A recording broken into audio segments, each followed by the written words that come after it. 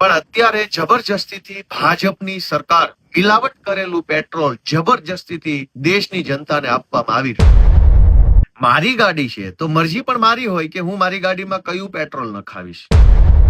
કે જ્યારે પેટ્રોલ જ 100% પેટ્રોલ નથી, 20% ઇથેનોલની મિલાવટ છે, તો પછી પેટ્રોલનો 100% પેટ્રોલનો હોય એવો ભાવ કેમ?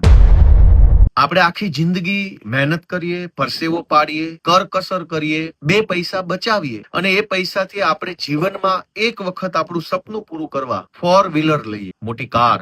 એ વખતે આપણને વિકલ્પ મળે છે કે ડીઝલ વાળી કાર લેવી કે ઇલેક્ટ્રિક કાર લેવી કે પેટ્રોલ વાળી લેવી, પેટ્રોલ અને ઇલેક્ટ્રિક બંને મિક્સ આવતી હોય એવી લેવી. પણ આપણે એક વખત પેટ્રોલ કાર લીધા પછી એ કારમાં ઇથેનોલ વાળું પેટ્રોલ નખાવવું કે શુદ્ધ પેટ્રોલ નખાવવું એ ઓપ્શન કેમ નથી? મારી ગાડી છે તો મરજી પણ મારી હોય કે હું મારી ગાડીમાં કયું પેટ્રોલ નખાવીશ. રિલાયન્સના પંપથી નખાવીશ, નયારાથી નખાવીશ, એચપી થી નખાવીશ, કયા પેટ્રોલ પંપેથી કયું પેટ્રોલ નખાવીશ એ ચોઈસ હોવી જોઈએ. અને હમણાં સુધી હતી જ. હમણાં સુધી એવું હતું કે શેલના પેટ્રોલ પંપમાં પ્રીમિયમ પેટ્રોલ આવતું, અમુક જગ્યાએ અનલીડેડ પેટ્રોલ પંપ આવતું હતું, એટલે કે શીશા વગરનું, શીશા વાળું પેટ્રોલ, શીશા વગરનું પેટ્રોલ, પ્રીમિયમ પેટ્રોલ, આ કેટેગરી આવતી હતી. એના અલગ અલગ ચાર્જ હતા.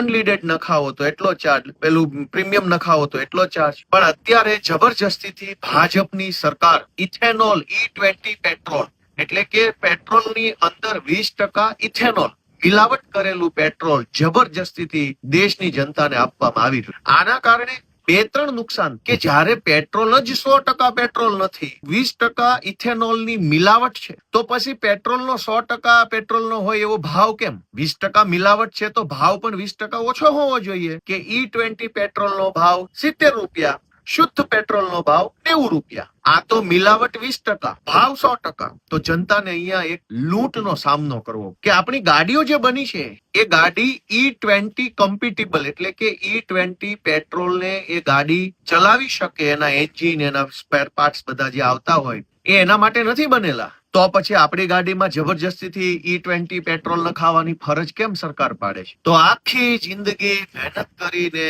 મજૂરી કરીને, કરકસર કરીને, કેટલાય આખા ઘરમાં હોય એટલા લોકોએ પૈસા બચાવીને જીવનમાં એક વખત 4 વ્હીલર લીધી હોય, એ 4 વ્હીલરને ભાજપની સરકાર દાદાગીરી કરી, ગુંડાગીરી કરી, જબરજસ્તીથી E20 પેટ્રોલ, ઇથેનોલ મિશ્રિત પેટ્રોલ ભરાવડાવે અને આપણને ઓપ્શન ન આપે. એની સામે દેશમાં એકમાત્ર વ્યક્તિ અરવિંદ કેજરીવાલ લડાઈ લડી. અરવિંદ કેજરીવાલ અત્યારે E20 ની દાદાગીરી સામે લડે છે અને એમની માંગણી છે કે પેટ્રોલ પંપ ઉપર 2 પાઇપ હોવી જોઈએ. જે વ્યક્તિએ E20 પેટ્રોલ પુરાવવું હોય તો E20 ભરાવે, જેને શુદ્ધ 100% પેટ્રોલ ભરાવવું હોય એ 100% પેટ્રોલ ભરાવે. આ ઓપ્શન દેશની જનતાને મળવો જોઈએ. આપણે કોઈ હોટલમાં જઈએ તો હોટલ માલિક દાદાગીરી નહીં કરી શકે કે ફરજિયાત રીંગણાનું શાક જ ખાવું પડશે. મારે જે ખાવું હોય તે ખાઈશ અને મારે જે ખાવું છે એનું જેટલું પેમેન્ટ હશે એટલું પેમેન્ટ આપીશ. જેને પેટ્રોલ ભરાવવું છે એ 100% પેટ્રોલ ભરાવશે, એનું પેમેન્ટ આપશે. E20 વાળો E20 ભરાવશે, એનું પેમેન્ટ આપશે. સરકાર કેમ જબરજસ્તી કરે છે? તો આ બાબતે અરવિંદ કેજરીવાલે એક ઓનલાઈન પિટિશનની શરૂઆત કરી છે અને એની અંદર સ્ટોપ E20petrol.com નામની એક વેબસાઇટ બનાવી છે. એની અંદર તમે જઈ અને તમારો વિરોધ નોંધાવી શકો છો, પિટિશનને સાઇન કરી શકો છો. ખૂબ ખૂબ આભાર.